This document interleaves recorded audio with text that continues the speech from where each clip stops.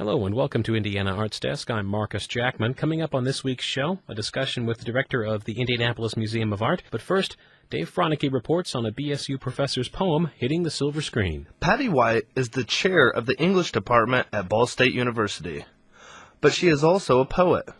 In 2001, she entered and won a competition with Anne Hinga Publishing. Part of the prize was publication of her poem book. The title poem of the book, Tackle Box, was generated by a little newspaper article I saw some years ago that talked about how this old couple lived together in Florida and the old woman died, and her husband had the ashes in the house and some thieves broke in and took all their stuff and took the ashes as well. And in the newspaper article they just said that the police speculated that maybe they thought the ashes were drugged and they were not very intelligent thieves. White transformed the article into the central poem of her book, also called Tackle Box. The ashes in the poem are sold as drugs, but with a different desired effect. The user instantly becomes a fisherman. Sounds like it could be a movie. To White's surprise, she got an email from a director who thought the same thing. So I didn't really think much about it, and then about a year ago, he started sending me materials about it. He'd formed a little corporation to gather the funding and sent me the storyboards and the script and location photos, and then in March he called me up and said, make plane reservations. We're shooting the film in Charleston, South Carolina in April, and we want you there. White flew down for the first day of shooting and was surprised by what she saw. And the sun came up, and there were like 2 truckloads of equipment and about 20 people. And, the whole thing, it was like huge lights that take 3 people to move, and filters and reflectors and screens and dollies and tracks and tables full of food for the cast and crew. Although a very humble person, White says this was like no other experience she's ever had as a poet. I tell you, it's the most concentrated period of affirmation I've ever had in my life. It was just this constant feeling of having accomplished something really special, because these people were engaged in that project because the poem had touched them in a particular way. They wanted to be part of it, and that was a tremendously validating experience. The short film is still in final production, but will be entered into film festivals this year. It will also be shown in Muncie. This is Dave Froenicke for Indiana Arts Desk.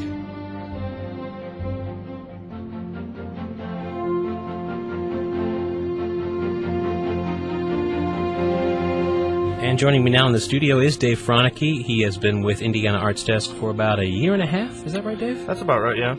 And this is his last week with Indiana Arts Desk. Dave, what are some of the stories that maybe stand out, or ones you particularly remember? Actually, the first one and the last one. The first one I went to Conner Prairie, and we did the Underground Railroad. Oh, the Follow the North Star. Yeah, and I just really enjoyed that. It was, first experience, and just being able to be in something like that was just really fun. And the last one, actually, I got to talk to Patti White in the English department about her poem.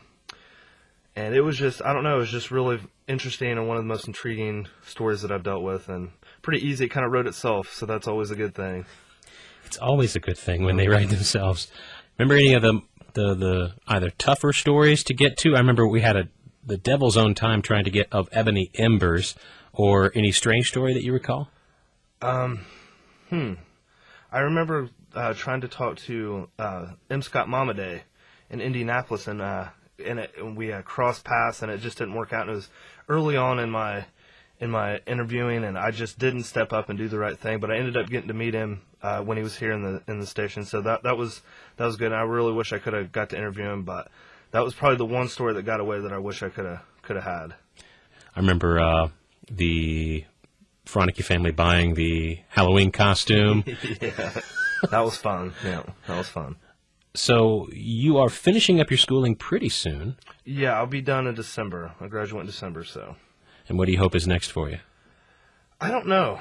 Actually, I'm looking maybe to go to get my master's or get a job. I'm not really for sure. It's kind of up in the air, and kind of leaving my options open to see what I'm doing. I don't know. There might be a magazine in Traverse City, Michigan that I might apply for, but I'm not for sure. I just had a couple people, offer ideas and suggestions, and just kind of keeping them open and see what happens. Traverse City's a nice place. Yeah, that's what everybody keeps saying. So, I don't know. We want to move. We want to get out and just kind of travel around and find the best place, and I don't know, just get out of Muncie for a while and see what's out there. Mm-hmm. And with 2 kids now, yeah, the impulse to find work might be a little stronger. Yeah. But with the economy the way it is, a lot of people are going on to get their masters because it's just, with assistantships and things like that, it just seems like the smart thing to do. And it just all depends on what really happens and what opportunities are there for me. And I'll just kind of go from there and see what happens. Great. So. Well, Dave Froenicke, thanks a lot for a great year and a half. A lot of stories, some unexpected and some frustrating, but every one's worth our time. So I really appreciate all your work. Well, thank you for having me. All right. Best of luck. Thanks.